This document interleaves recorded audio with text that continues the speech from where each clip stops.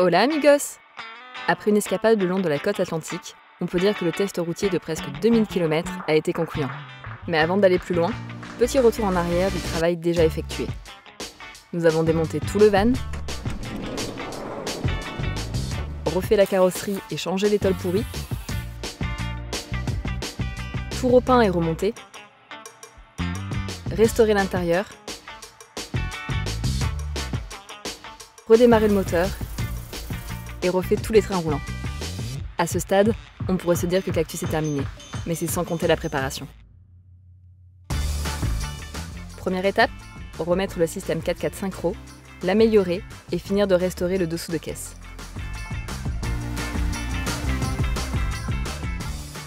Et on commence par ajouter un découpleur central, une option d'origine à l'époque, dont Cactus n'était pas doté. En cas de doute, arrêtez-vous et demandez assistance à un mécanicien qualifié. On va essayer. Il nous faut donc démonter le berceau du système synchro et la tringlerie de boîte de vitesse, que l'on refera bien sûr. Du coup maintenant, j'ai accès à l'avant de ma boîte pour pouvoir changer cette partie. Une bonne vidange avant ça. On ignore quand l'huile a été changée pour la dernière fois. La limaille sur le bouchon aimanté n'est pas énorme, mais quoi qu'il en soit, il vaudra mieux en prévention que l'on refasse la boîte avant un très grand voyage. Ah oui, et pour info, l'huile, ça ne se jette pas n'importe où. Les déchetteries municipales ont tout un bac de récupération d'huile usagée.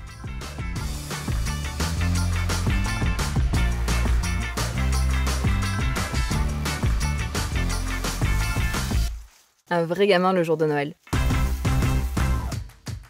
Voilà donc la nouvelle pièce. L'ancienne sera renvoyée à Goesti, qui la reconditionnera, et ainsi de suite. Rien ne se perd, tout se transforme. Donc là on a l'ancienne pièce, ici la nouvelle. La différence elle se situe là, hein, on le voit. En gros, sur l'ancien système, on a la boîte de vitesse. Quand elle tournait, elle actionnait en permanence l'arbre de transmission qui est derrière. Et ici, avec le nouveau système, on va pouvoir gérer ça manuellement grâce à un petit levier sur le tableau de bord. Donc soit on va passer de 4 roues motrices, comme ceci, l'arbre de transmission il sera entraîné, ou alors en 2 roues motrices, et à ce moment-là, l'arbre de la boîte de vitesse n'entraîne pas l'arbre de transmission. Donc on verra aussi à l'avant, il y a un viscocoupleur qui, d'origine, permet lui de passer de 2 à 4 roues motrices. C'est lui qui voit quand les roues arrière et les roues avant ne tournent pas à la même vitesse parce que ça patine dans le sable ou la neige ou quoi. Et automatiquement, clac, ça bloque et ça passe en 4 roues motrices. Mais c'est un système, quand il est vieux, soit il faut le refaire, soit il faut l'enlever, en fait, c'est ce qu'on va faire après, pour pouvoir passer manuellement de 2 à 4 roues motrices, sans qu'il y ait ce système-là qui vienne, lui, décider pour nous. Et c'est grâce à un système pneumatique très simple que la commande se fait depuis le tableau de bord.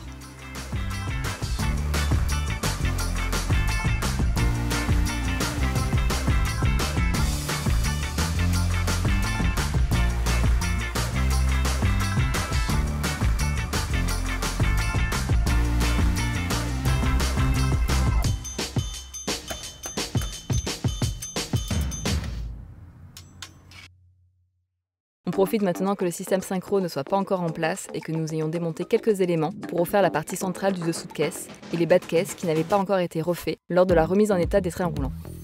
Cette fois, pas de sableuse. La rouille est très localisée, alors c'est à l'aide de diverses brosses métalliques rotatives que Johanna s'attaque à elle. Cela nous évitera de mettre du sable de partout, et l'intégralité est brossée et nettoyée à la main. Comme toujours, on traite avec un anti-rouille phosphatant et on protège avec un apprêt adapté avant d'appliquer l'antigravillon.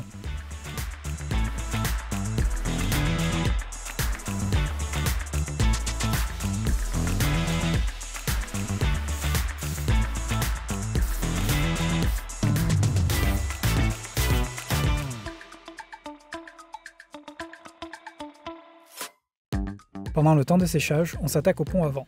Partie intégrante du système 4x4, c'est lui qui va entraîner les roues avant. Un bon gros nettoyage plus tard, il a déjà plus fière allure. Comme on le suspectait, la vidange nous indique qu'à l'intérieur, le viscocoupleur n'est pas au meilleur de sa forme. Il fuit, et l'huile au silicone de ce dernier s'est mélangée à l'huile du pont. Voilà donc le fameux viscocoupleur. Lorsque les roues du véhicule patinent, à l'intérieur de ce gros cylindre, ce sont des dizaines de disques striés qui patinent aussi et chauffent une huile spéciale au silicone. En chauffant, cette dernière s'épaissit et entraîne alors plus ou moins l'ensemble des disques et donc les roues avec. Ça se passe en une fraction de seconde et c'est comme cela que le système 4x4 se met tout seul en marche. On nettoie au maximum l'intérieur et les plans de joint avant de remonter tout ça. Et voilà donc la barre que l'on va installer à la place. Remplacer le viscocoupleur plutôt que de le faire refaire est un choix.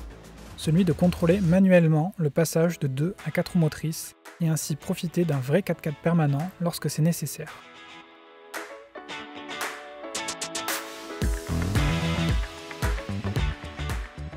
Une fois n'est pas coutume, les supports de boîte sont sablés et les cylindres blocs remplacés par des Powerflex en polyuréthane.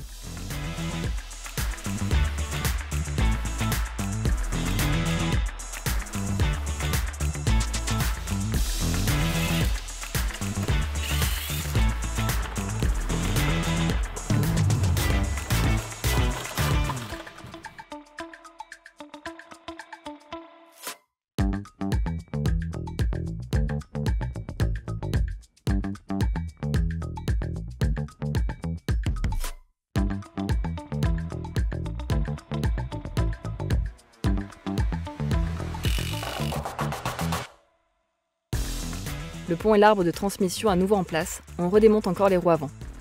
Et oui, rappelez-vous, nous n'avions pas encore installé les cardans.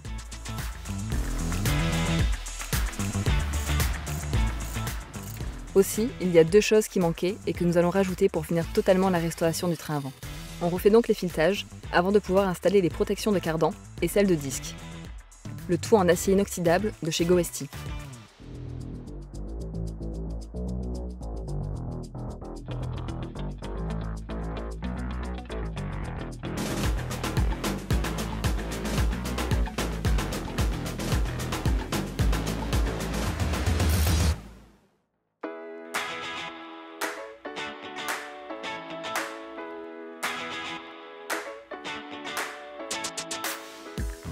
On peut maintenant réinstaller tout le reste.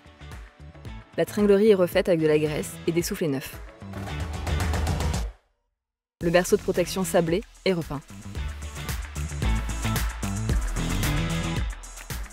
Ça y est, Cactus est redevenu un vrai synchro. L'autocollant n'est plus là pour la déco.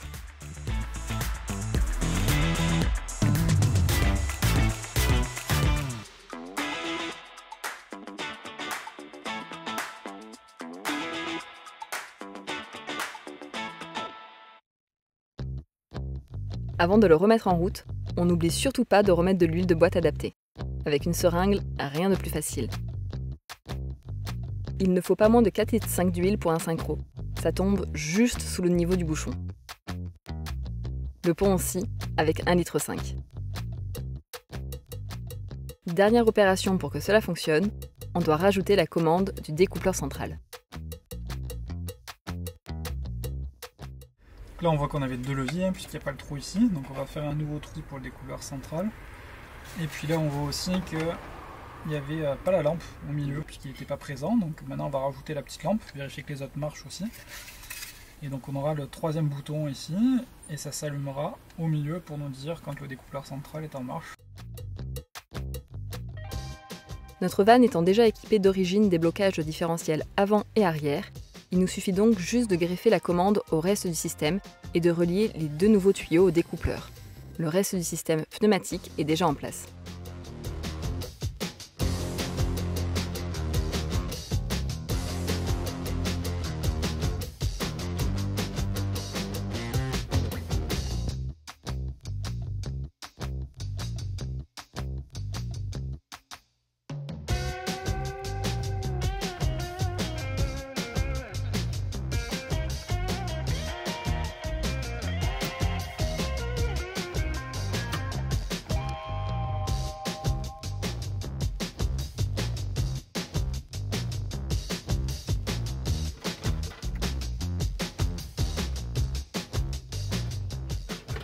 Trois leviers et un synchro maintenant toute option.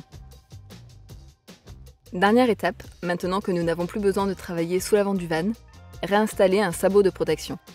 Certainement l'opération la plus rapide de toute la restauration.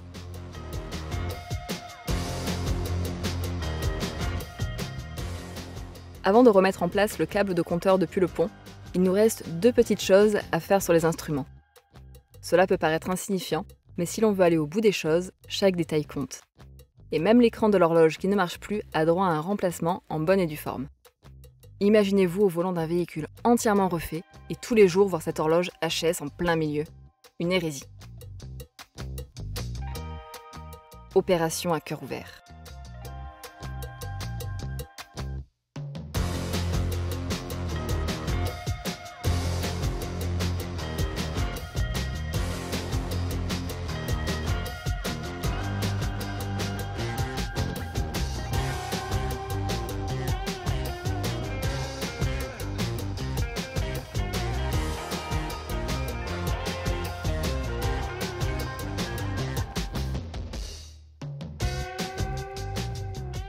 La deuxième chose, c'est une nouvelle amélioration pratique en cas de surchauffe ou de manque de liquide de refroidissement. Dès que le voyant de température s'allumera sur le tableau de bord, avant d'atteindre la zone rouge et qu'il ne soit trop tard, un buzzer sonnera désormais pour nous avertir. On espère qu'il ne servira jamais, mais au moins cela nous fait une sécurité supplémentaire au cas où nous ne verrions pas le voyant s'allumer. Tout est dans les détails. Mais repassons aux choses sérieuses. Pour partir à l'aventure, certaines choses sont indispensables pour nous. Roue de secours, jerrycan d'essence, panneaux solaires. Sur notre van Popo, en Amérique, nous avons tout un équipement testé et éprouvé depuis des années. Pour Cactus, nous allons donc tout simplement reprendre tout le setup extérieur qui nous correspond parfaitement. Et ça commence par un support de roue de secours spécialement adapté pour les T3.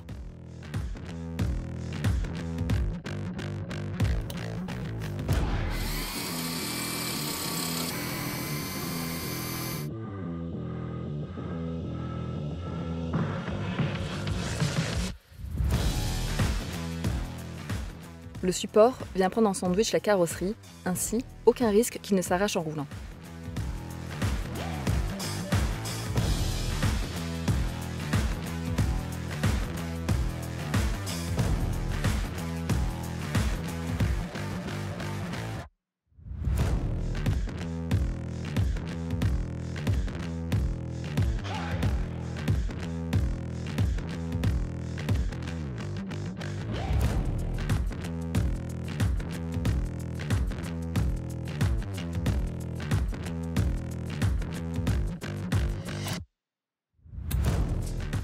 À cela, on rajoute une barre en option qui peut servir d'échelle ou de support universel. Pour notre part, comme sur Popo, et d'après une idée de notre ami américain Ransom, on adapte un premier support de jerrycan de 10 litres.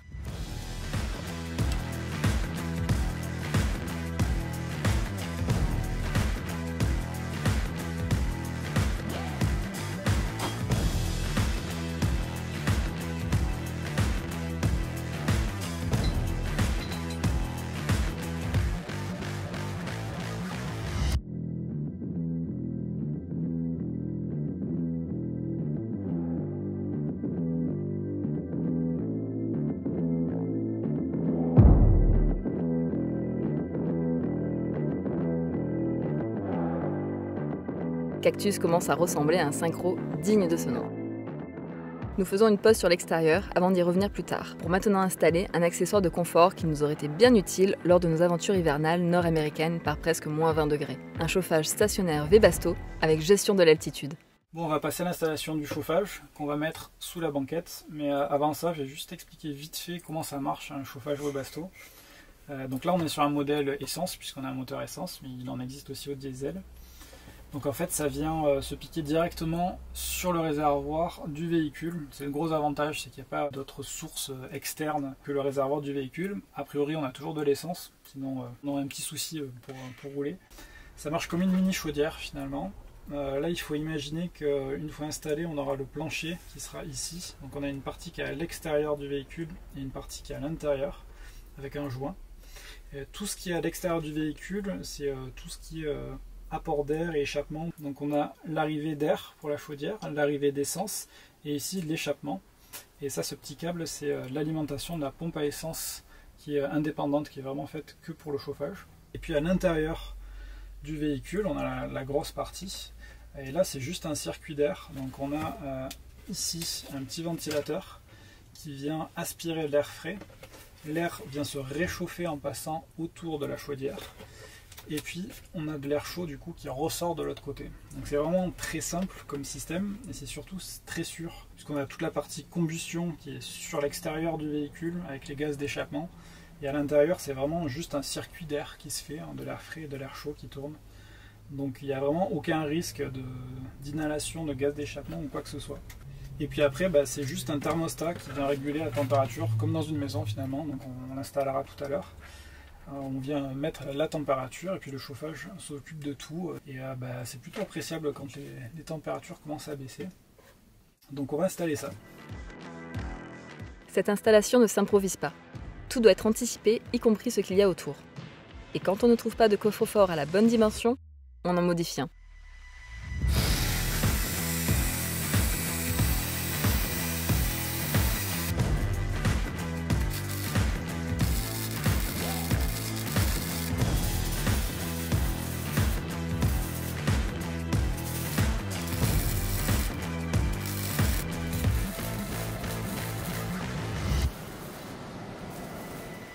Pour installer un chauffage stationnaire, mieux vaut quand même savoir ce que l'on fait. Dans le cas contraire, passer par un installateur agréé sera impératif.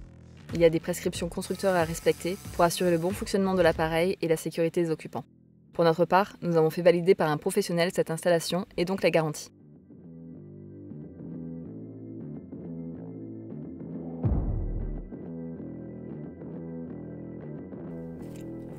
Le faisceau peut paraître compliqué, mais tout est inscrit dessus. Impossible de se tromper.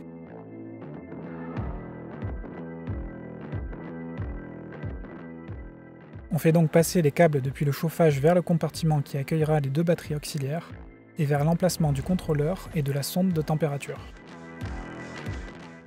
Réceptacle à poussière.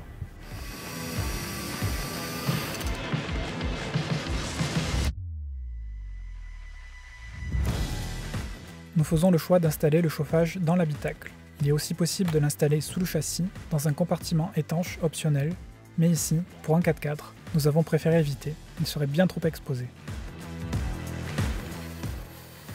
Pour les tuyaux d'air, nous faisons en sorte de limiter l'impact sur le mobilier et d'espacer au maximum la distance entre l'entrée et la sortie en aspirant l'air frais par le côté de la banquette et en recrachant l'air chaud via une buse rotative au centre du van.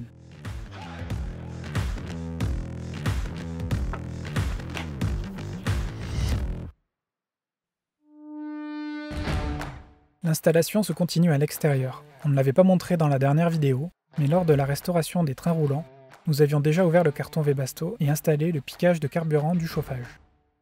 Nous aurions pu nous contenter de mettre un T sur la durée de carburant, mais comme nous devions changer la sonde du réservoir, qui sert aussi de piquage pour le moteur, autant installer le piquage pour le chauffage au passage.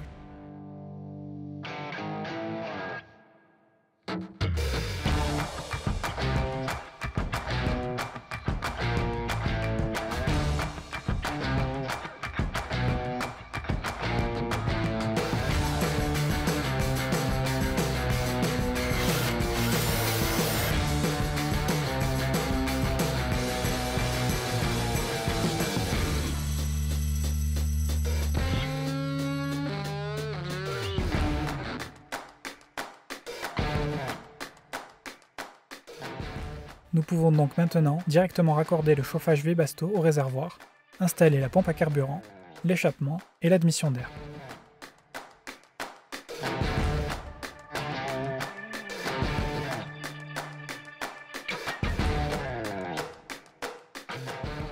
Il ne reste qu'à connecter le faisceau au chauffage et un peu plus tard à fabriquer un coffre de protection en respectant les dimensions constructeurs.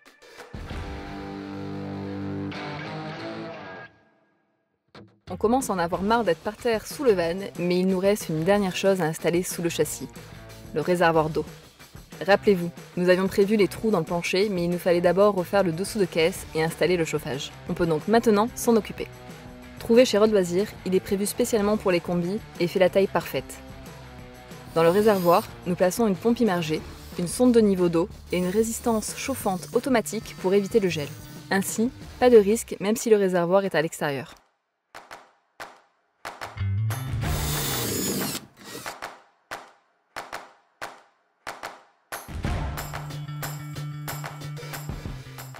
En tout, nous aurons 50 litres d'autonomie plus 40 litres de jerrycan.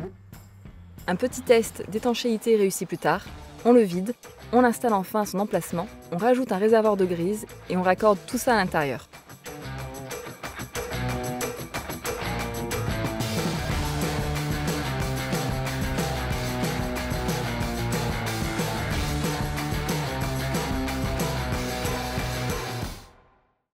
Repassons à l'extérieur pour continuer la préparation. Il y a un accessoire que l'on apprécie particulièrement. Présent aussi depuis plusieurs années sur notre cher Popo, une galerie de toit FrontRunner. Légère car entièrement en aluminium, il est possible d'adapter un des modèles sur le toit relevable en fibre DT3 en prenant quelques précautions.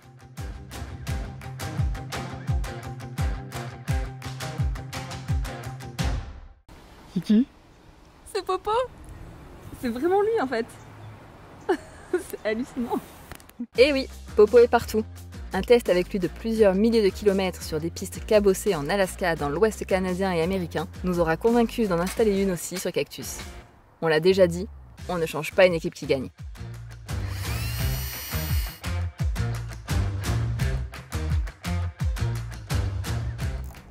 Mais pour pouvoir encore lever le toit avec le poids supplémentaire de la galerie et des accessoires qui vont aller dessus, il nous faut rajouter des vérins pour assister l'ouverture et la fermeture.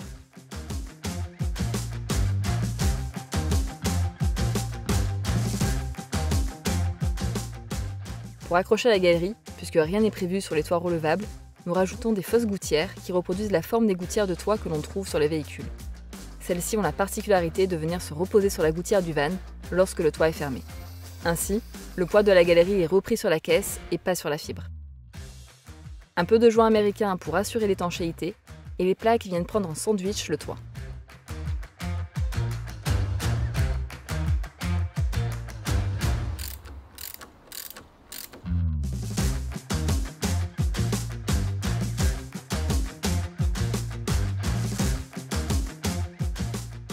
On peut désormais venir installer la galerie FrontRunner.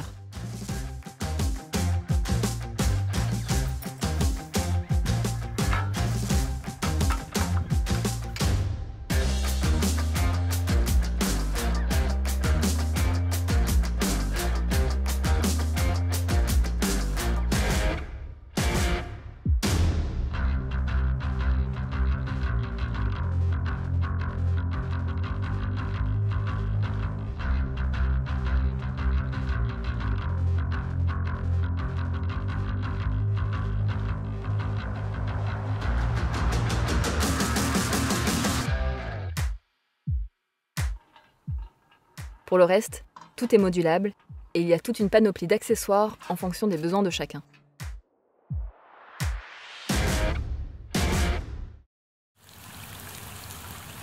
La pluie étant annoncée, nous avions déjà changé de jardin et squatté cette fois celui du frère d'Eric pour pouvoir nous mettre à l'abri et continuer de travailler.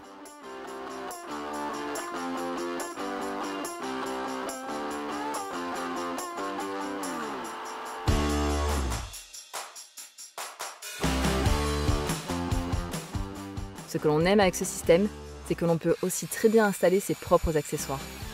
Il suffit de glisser un boulon dans le rail et on peut venir fixer n'importe quoi. Ici, une boîte à fusil étanche qui nous servira à stocker du matériel. À la base, le panneau solaire devait se trouver sur la boîte comme sur Popo, afin d'optimiser la surface de la galerie. Mais disons qu'en France, les boîtes à fusil, ça ne court pas les rues, alors on pourra toujours changer ça plus tard, c'est l'avantage, tout est évolutif.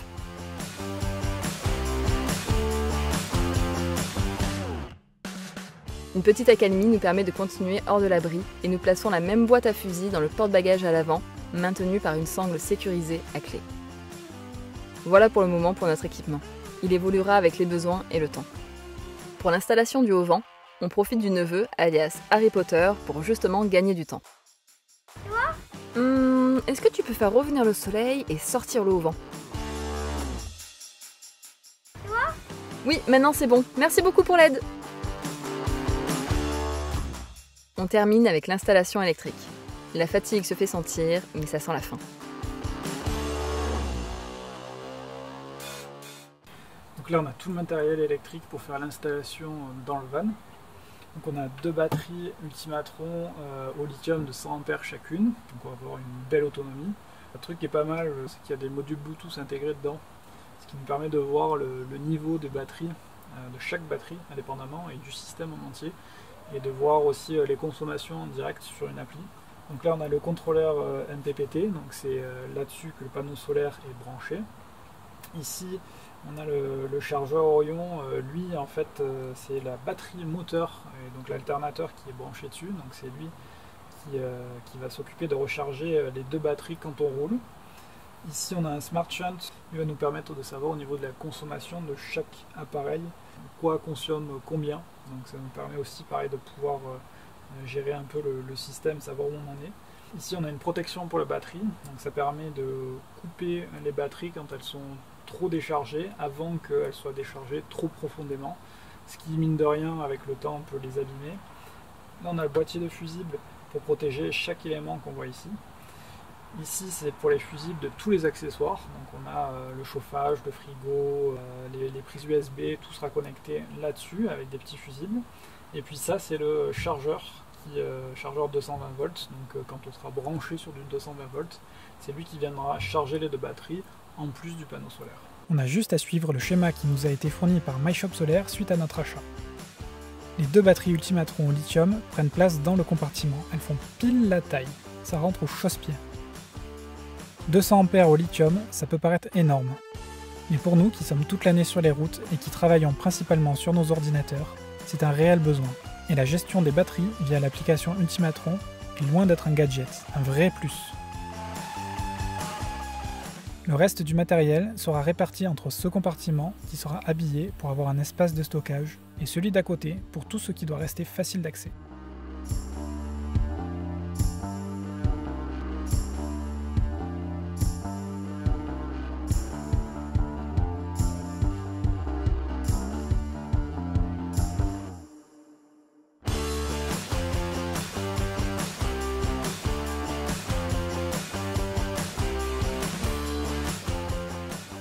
Dernière chose, le frigo.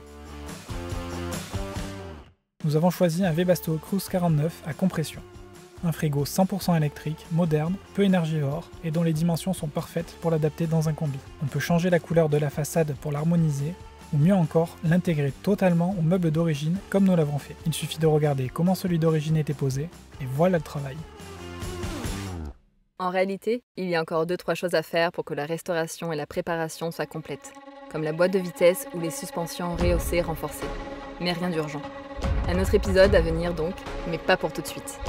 D'ici là, il est temps de prendre la route avec Cactus pour quelques mois en France avant de pouvoir retourner en Amérique, redémarrer Popo. On vous embarque ?